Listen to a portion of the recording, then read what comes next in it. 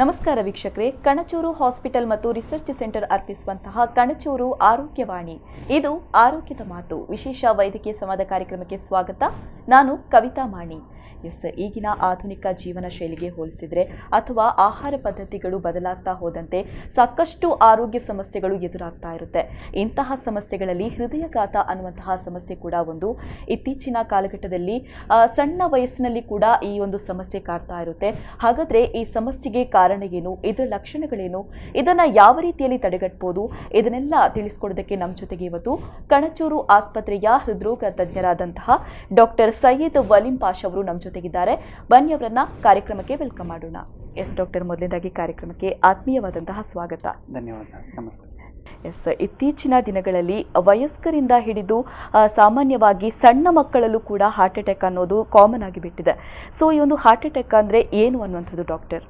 ಇದು ಹೃದಯಾಘಾತ ಅಂತ ಹೇಳಿದ್ರಲ್ಲ, ಅದೇ ಹಾರ್ಟ್ ಅಟ್ಯಾಕ್ ಅಂತ ಹೇಳ್ತೇವೆ. ಇದು ಕ್ವೈಟ್ ಕಾಮನ್. ಎಲ್ಲ ಜನ ಇದರ ಬಗ್ಗೆ ಮಾತಾಡ್ತಾರೆ, ನೋಡ್ತಾರೆ. ಎಲ್ಲ ಫ್ಯಾಮಿಲಿಯಲ್ಲಿ ಯಾರಾದ್ರೂ ಒಬ್ಬರಿಗೆ ಇದು ಆಗಿರ್ತದೆ. ಇದು ಏನು ಅಂತ ಹೇಳಿದಕ್ಕೆ ವೆರಿ ಸಿಂಪಲ್. ಆಕ್ಚುಲಿ ನಮ್ಮ ಎಲ್ಲ ಅಂಗಗಳಿಗೆ ರಕ್ತ ಹೋಗ್ಬೇಕು, ರಕ್ತ ಸಂಚಾರ ಇರಬೇಕು. ರಕ್ತ ಸಂಚಾರ ಯಾಕೆ ಇರಬೇಕು? ಎಲ್ಲ ಅಂಗಗಳಿಗೆ ನ್ಯೂಟ್ರಿಷನ್ ಅಂತ ಬೇಕು. ನ್ಯೂಟ್ರಿಷನ್ ಅಂದ್ರೆ ಏನು? ಬೇಸಿಕ್ ನ್ಯೂಟ್ರಿಷನ್, ಬೇಸಿಕ್ ಕಾನ್ಸೆಪ್ಟ್ ಏನಂದ್ರೆ ಗ್ಲೂಕೋಸ್ ಮತ್ತೆ ಆಕ್ಸಿಜನ್ ಎಲ್ಲ ನಮ್ಮ ಅಂಗಗಳಿಗೆ ಹೋಗ್ಬೇಕು. ಅದು ಹೋಗೋದು ರಕ್ತ ಸಂಚಾರ ಆದ್ರೆ ಮಾತ್ರ. ನಮ್ಮ ರಕ್ತನಾಳಗಳು ಎಲ್ಲ ಅಂಗಗಳಿಗೆ ರಕ್ತ ಸಂಚಾರ ಮಾಡಿ ಇದನ್ನ ಅಲ್ಲಿಗೆ ತಲುಪಿಸ್ತದೆ. ಮತ್ತೆ ಎಲ್ಲ ಅಂಗಗಳಲ್ಲಿ ಮೆಟಬಾಲಿಸಮ್ ಆಗ್ತದೆ. ಅದರಿಂದ ಕೆಟ್ಟ ವಸ್ತುಗಳು ಲೈಕ್ ಮೆಟಬಾಲಿಕ್ ಬೈ ಪ್ರಾಡಕ್ಟ್ಸ್ ಅಂತ ಹೇಳ್ತೇವೆ, ಅದು ಬರ್ತದೆ. ಅದನ್ನು ಮತ್ತೆ ರಕ್ತ ಸಂಚಾರದಲ್ಲಿ ಅದು ರಕ್ತಕ್ಕೆ ಸೇರಿ ರಕ್ತ ಸಂಚಾರ ಆಗಿ ಕಿಡ್ನಿ ಮೂಲಕ ಇಲ್ಲ ಲಿವರ್ ಮೂಲಕ ಇಲ್ಲ ನಮ್ಮ ಲಂಗ್ಸ್ ಮೂಲಕ carbon dioxide one of the by products ಅದು ಆಚೆ ಹೋಗಬೇಕು. ಸೊ ಇದು ನಾರ್ಮಲ್ ಕ್ರಮ. ಇದೇ ಸೇಮ್ ನಮ್ಮ ಹಾರ್ಟಿಗೂ ಕೂಡ ನ್ಯೂಟ್ರಿಷನ್ ಬೇಕು, ಆಕ್ಸಿಜನ್ ಬೇಕು, ಗ್ಲೂಕೋಸ್ ಬೇಕು. ಮೋಸ್ಟ್ ಇಂಪಾರ್ಟೆಂಟ್ ಅಂದರೆ ಆಕ್ಸಿಜನ್. ಇದು ಆಕ್ಸಿಜನ್ ಹಾರ್ಟಿಗೆ ತಲುಪಿಸುವ ರಕ್ತನಾಳ ಏನಿದೆ ಅದರಲ್ಲಿ ಏನಾದರೂ ತೊಂದರೆ ಬಂದರೆ ಆಕ್ಸಿಜನ್ ಸರಿಯಾಗಿ ಹೋಗೋದಿಲ್ಲ. ಈ ಡಿಸೀಸ್ನ ಹಾರ್ಟ್ ಅಟ್ಯಾಕ್ ಅಂತ ಹೇಳ್ತೇವೆ, ಇಲ್ಲ ಹೃದಯಾಘಾತ ಅಂತ ಹೇಳ್ತೇವೆ. ಇದು ಒಂದು ಬ್ರಾಡ್ ಟರ್ಮ್. ಇದು ತುಂಬ ಕಾರಣಗಳಿಂದ ಆಗ್ಬೋದು. ಸೊ ಮೋಸ್ಟ್ ಕಾಮನ್ ಕಾರಣ ಅಂದರೆ ರಕ್ತನಾಳಗಳಲ್ಲಿ ಬ್ಲಾಕ್ ಬರೋದು.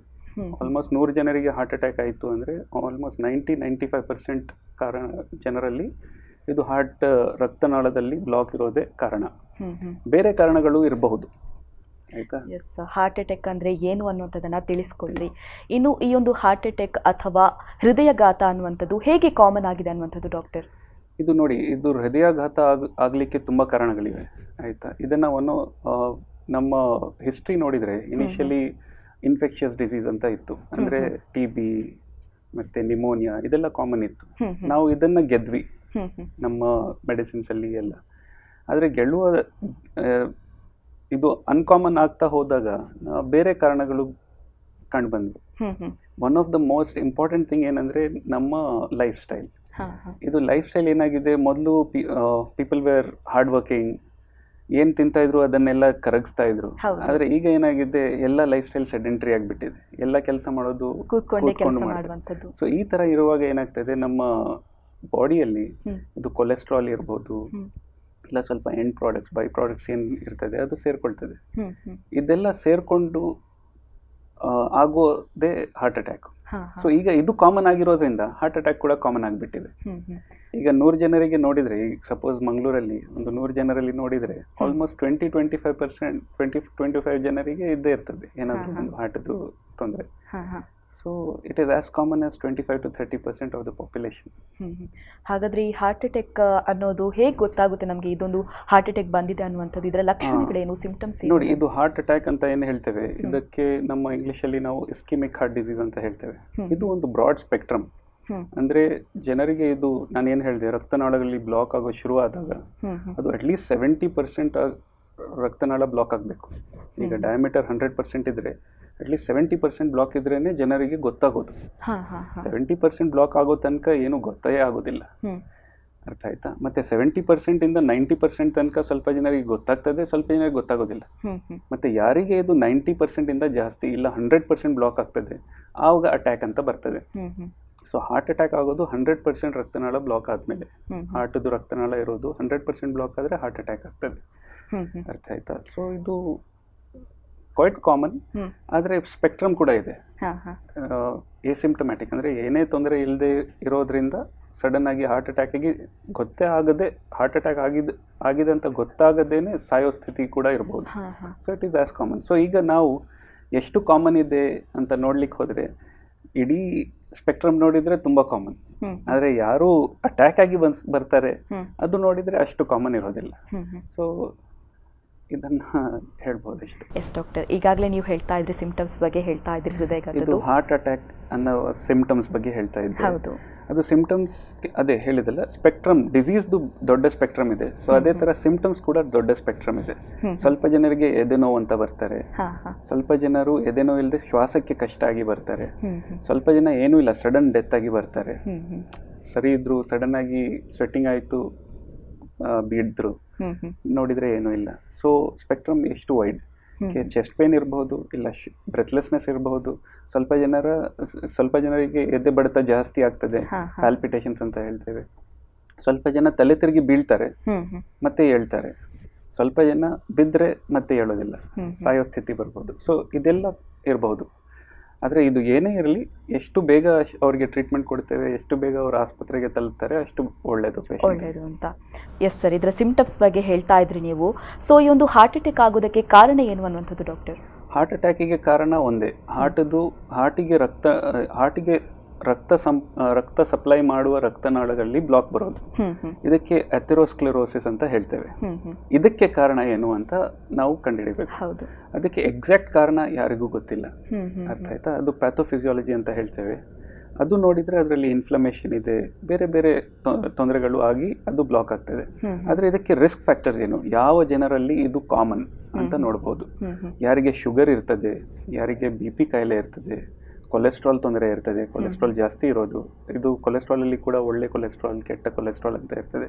ಕೆಟ್ಟ ಕೊಲೆಸ್ಟ್ರಾಲ್ ಜಾಸ್ತಿ ಇರೋರಿಗೆ ಮತ್ತು ಒಳ್ಳೆ ಕೊಲೆಸ್ಟ್ರಾಲ್ ಕಡಿಮೆ ಇರೋರಿಗೆ, ಯಾರಿಗೆ ಲೈಫ್ ಸ್ಟೈಲ್ ಸೆಡೆಂಟ್ರಿ ಇರ್ತದೆ, ಯಾರು ತುಂಬ ಓಡಾಡೋದಿಲ್ಲ, ಮತ್ತು ತುಂಬ ದಪ್ಪ ಇರೋದು, ಒಬೆಸಿಟಿ ಅಂತ ಹೇಳ್ತೇವಲ್ಲ, ಇವರಿಗೆಲ್ಲ ಇದು ಬರೋ ಚಾನ್ಸ್ ತುಂಬ ಜಾಸ್ತಿ.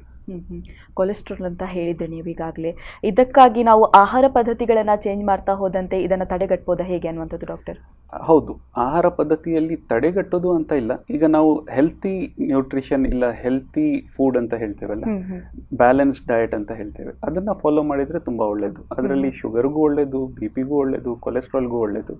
ಮತ್ತು ಸ್ಪೆಸಿಫಿಕಲಿ ಕೊಲೆಸ್ಟ್ರಾಲ್ ಯಾಕೆ ಅಂದರೆ ಕೊಲೆಸ್ಟ್ರಾಲಿಂದನೇ ಇದು ಆಗ್ತದೆ ಅಂತ ಒಂದು ನಂಬಿಕೆ ಬಂದ್ಬಿಟ್ಟಿದೆ ಜನರಲ್ಲಿ. ಆ್ಯಕ್ಚುಲಿ ಅದು ಒಂದೇ ಇಲ್ಲ, ಬೇರೆ ಕೂಡ ನೋಡಬೇಕು. ಆದರೆ ಕೊಲೆಸ್ಟ್ರಾಲ್ ಅಂತ ನೀವು ಕೇಳಿದ್ದಕ್ಕೆ, ಕೊಲೆಸ್ಟ್ರಾಲ್ ಎಷ್ಟು ನೀವು ಕಡಿಮೆ ಇರ್ತದೆ ಡಯಟಲ್ಲಿ ಎಷ್ಟು ಒಳ್ಳೆಯದು. ಆದರೆ ಸ್ವಲ್ಪ ಕೊಲೆಸ್ಟ್ರಾಲ್ ಬೇಕಾಗ್ತದೆ, ಎಸೆನ್ಷಿಯಲ್ ಫ್ಯಾಟಿ ಆಸಿಡ್ಸ್ ಅಂತ ಹೇಳ್ತೇವೆ, ಅದು ಬೇಕಾಗ್ತದೆ. ಅದರಿಂದ ಆ್ಯಕ್ಚುಲಿ ನಮ್ಮ ಏನೋ ಹಾರ್ಟಿಗೆ ಎಲ್ಲ ಒಳ್ಳೆಯದಾಗ್ತದೆ. ಸೊ ನೋಡಿ ತಗೋಬೇಕು.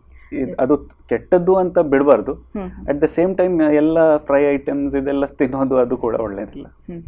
ಎಸ್, ಈ ಒಂದು ಹಾರ್ಟ್ ಅಟ್ಯಾಕ್ ಆದಂತಹ ಸಂದರ್ಭದಲ್ಲಿ ಎಮರ್ಜೆನ್ಸಿಯಾಗಿ ಯಾವ ರೀತಿಯಲ್ಲಿ ಟ್ರೀಟ್ಮೆಂಟ್ ನೀಡಬಹುದು ಅನ್ನೋಂಥದ್ದು doctor? Heart attack is one of the emergency conditions only.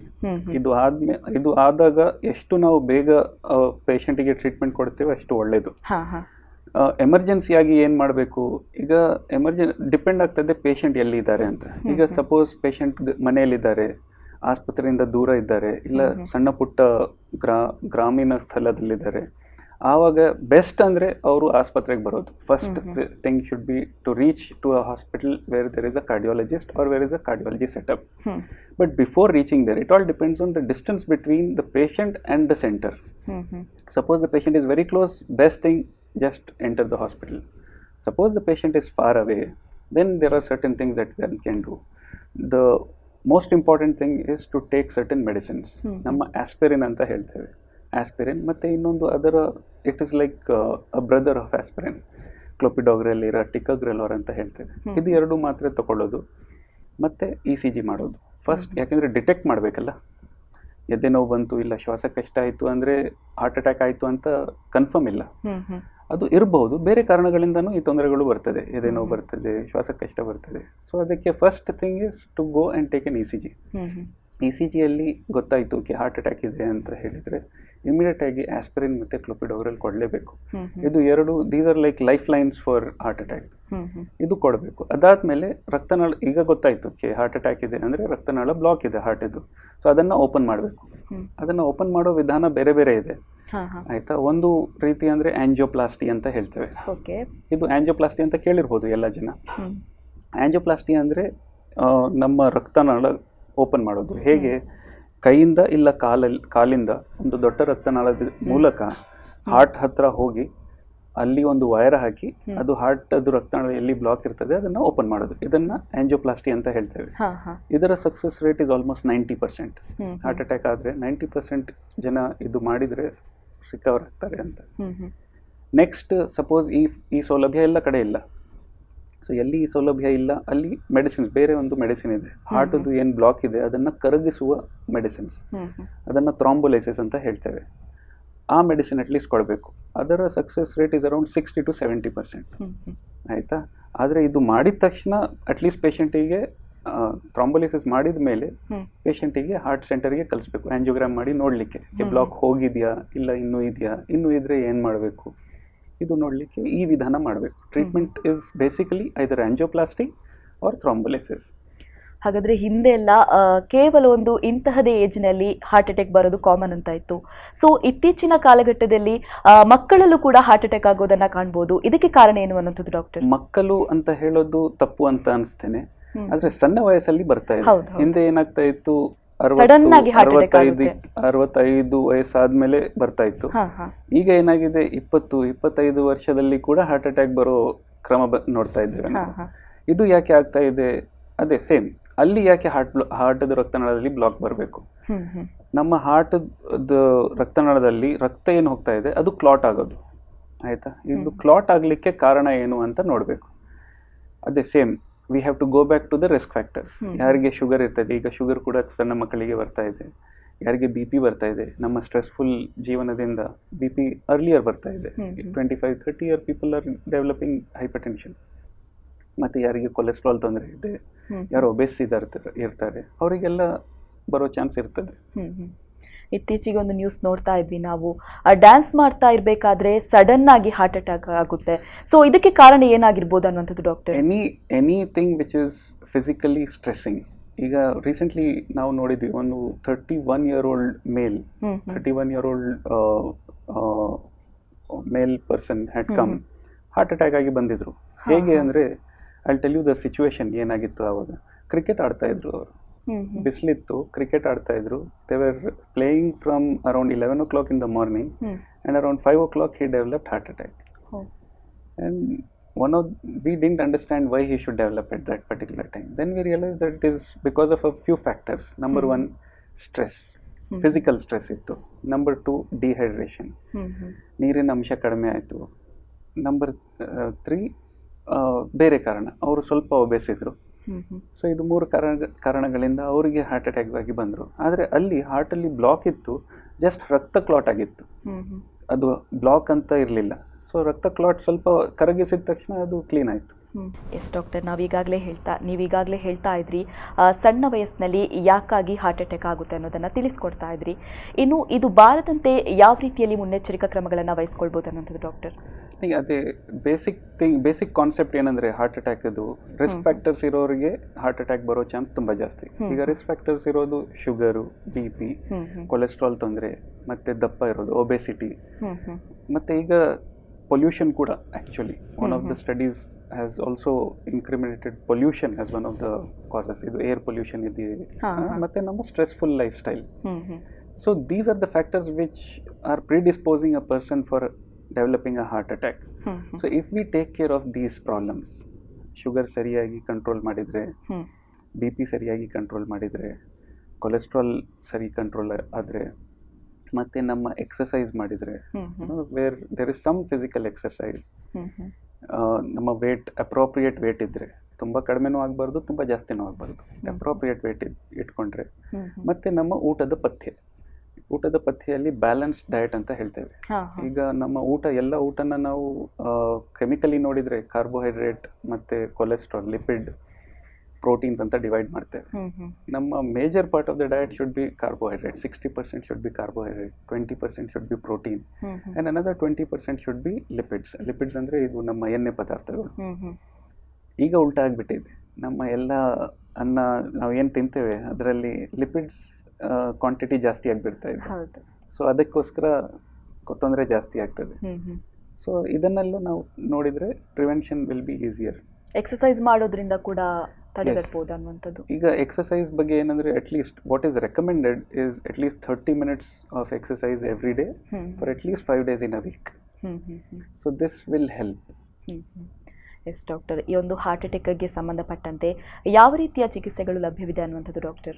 ಅದೇ ಎರಡು ಮೇನ್ ಥಿಂಗ್ ಇಸ್ ಎರಡು ಚಿಕಿತ್ಸೆಗಳು. ಒಂದು ಆಂಜಿಯೋಪ್ಲಾಸ್ಟಿ, ಇನ್ನೊಂದು ಮೆಡಿಸಿನ್ಸ್ ಇಂದ ಅದು ಹಾರ್ಟ್ ಬ್ಲಾಕ್ ಅನ್ನ ಕರಗಿಸೋದು. ಆಂಜಿಯೋಪ್ಲಾಸ್ಟಿ ಅಂದ್ರೆ ಹಾರ್ಟದು ರಕ್ತನಾಳದಲ್ಲಿ ವೈರ್ ಹಾಕಿ ಅಲ್ಲಿ ಒಂದು ಬಲೂನಿಂದ ಅದು ಬ್ಲಾಕ್ ಅನ್ನ ಓಪನ್ ಮಾಡಿ ಮತ್ತೆ ಅದು ಆಗಬಾರದೆ ನೋಡ್ಕೊಳ್ಳೋಕ್ಕೆ ಒಂದು ಸ್ಟೆಂಟ್ ಹಾಕೋದು. ಇದನ್ನ ಆಂಜಿಯೋಪ್ಲಾಸ್ಟಿ ಅಂತ ಹೇಳ್ತೇವೆ. ಇದು ಎಮರ್ಜೆನ್ಸಿ ಟ್ರೀಟ್ಮೆಂಟ್. ಇದು ಎಷ್ಟು ಬೇಗ ಮಾಡ್ತೀರಾ ಅಷ್ಟು ಒಳ್ಳೆಯದು. ಏನು ಹೇಳ್ತಾರೆ ಅಂದರೆ 1 ಗಂಟೆ, ಈಗ ಎದೆನೋವು ಶುರುವಾಗಿ 1 ಗಂಟೆಯಲ್ಲಿ ಇದು ಮಾಡಿದರೆ ಹಾರ್ಟಿಗೆ ಏನೇ ಆಘಾತ ಆಗದೆ ಇರೋ ಥರ ನೋಡ್ಕೋಬಹುದು. ಅಟ್ಲೀಸ್ಟ್ ಲೆಸ್ ದೆನ್ 12 hours ಅಲ್ಲಿ ಮಾಡಿದರೆ ಮೇಜರ್ ಪಾರ್ಟ್ ಆಫ್ ದ ಹಾರ್ಟ್ನ ಸೇವ್ ಮಾಡ್ಬೋದು. 12 hours ಆದಮೇಲೆ ಮಾಡಿದರೆ ಎಷ್ಟು ಸೇವ್ ಆಗ್ತದೆ ಅಂತ ಹೇಳಲಿಕ್ಕಾಗಲ್ಲ, but still better than not doing. ಮತ್ತು ಎರಡನೇದು ಥ್ರಾಂಬೋಲಿಸಿಸ್ ಅಂತ ಹೇಳ್ತೇವೆ. ಅದು ನಾವು ಇಂಜೆಕ್ಷನ್ ಕೊಟ್ಟು ಆ ಔಷಧಿ ಮೂಲಕ ಅದು ಬ್ಲಾಕ್ ಇರೋದನ್ನು ಕರಗಿಸೋದು. ಸೊ ಇದು ಎರಡನೇ ವಿಧಾನ. ಮೂರನೇ ವಿಧಾನ, ಸ್ವಲ್ಪ ಜನರಿಗೆ ಬ್ಲಾಕ್ ತುಂಬ ಇರ್ತದೆ, ಇಲ್ಲ ಸ್ವಲ್ಪ ಜನರಿಗೆ ಇದು ಬ್ಲಾಕ್ ಆಗಿ ಅದಕ್ಕದೇ ನಮ್ಮ ಮೈಯಲ್ಲಿ ಕೂಡ ಬ್ಲಾಕನ್ನು ಕರಗಿಸೋ ವಿಧಾನ ಇರ್ತದೆ. ಅದೇ ಸ್ವಲ್ಪ ಜನರಿಗೆ ಬಿಟ್ಟಿರ್ತದೆ. ಸೊ ಆ ಟೈಮಲ್ಲಿ ಏನು ಮಾಡೋದು ಬೇಕಾಗಿಲ್ಲ. ಮುಂದೆ ಮತ್ತೆ ಆಗಬಾರ್ದು ಅಂತ ನೋಡ್ಕೊಳ್ಳೋಕ್ಕೆ ಸ್ವಲ್ಪ ಮೆಡಿಸಿನ್ಸ್ ತಗೋಬೇಕಾಗ್ತದೆ. ಸೊ ಇದು 3 ವಿಧಾನ. ಮತ್ತೆ ಇದು ಎಮರ್ಜೆನ್ಸಿ ಟ್ರೀಟ್ಮೆಂಟ್. ಎಮರ್ಜೆನ್ಸಿ ಟ್ರೀಟ್ಮೆಂಟ್ ಆದಮೇಲೆ ಲೈಫ್ ಲಾಂಗ್ ಅವರು ಮತ್ತೆ ಈ ಥರ ತೊಂದರೆ ಆಗದೆ ಇರೋ ಥರ ನೋಡ್ಕೊಳ್ಳೋಕ್ಕೆ ಔಷಧಿ ತಗೋಬೇಕಾಗ್ತದೆ. ಔಷಧಿಯಲ್ಲಿ ಆಸ್ಪಿರಿನ್ ಅಂತ ಏನು ಹೇಳ್ತೇವೆ ಅದು ಲೈಫ್ ಲಾಂಗ್ ಇರ್ತದೆ. ಅಂದರೆ ಹಾರ್ಟ್ ಅಟ್ಯಾಕ್ ಅನ್ನುವಂಥದ್ದು ಎಷ್ಟು ಬಾರಿ ಆಗುತ್ತೆ ಮತ್ತು ಯಾವಾಗ ಸಾವು ಸಂಭವಿಸ್ಬೋದು ಅನ್ನುವಂಥದ್ದು ಡಾಕ್ಟರ್? ಇನ್ನು ನೋಡಿ, ಅದು ಹಾರ್ಟದು ರಕ್ತನಾಳಗಳು ಇರ್ತದಲ್ಲ, ಅಲ್ಲಿ ಬ್ಲಾಕ್ ಆಗಬೇಕು ಹಾರ್ಟ್ ಅಟ್ಯಾಕ್ ಆಗಲಿಕ್ಕೆ. ಅದು ನಾವು ಅರ್ಥ ಮಾಡ್ಕೊಂಡಿದ್ದೇವೆ. ಅದು ಪ್ರಧಾನ ರಕ್ತನಾಳದಲ್ಲಿ ಬ್ಲಾಕ್ ಆದರೆ, ಅಂದರೆ ಸ್ಟಾರ್ಟಿಂಗ್ ಪೋರ್ಷನ್ ಅಲ್ಲಿ ಬ್ಲಾಕ್ ಆದರೆ, ಇಲ್ಲ ಹಾರ್ಟಲ್ಲಿ 3 ರಕ್ತನಾಳ ಇರ್ತದೆ, ಅದರಲ್ಲಿ ಒಂದು ರಕ್ತನಾಳ ತುಂಬಾನೇ ಇಂಪಾರ್ಟೆಂಟ್. ಆ ರಕ್ತನಾಳದಲ್ಲಿ ಏನಾದರೂ ಬ್ಲಾಕ್ ಆದರೆ ಸಾವು chance of death is more.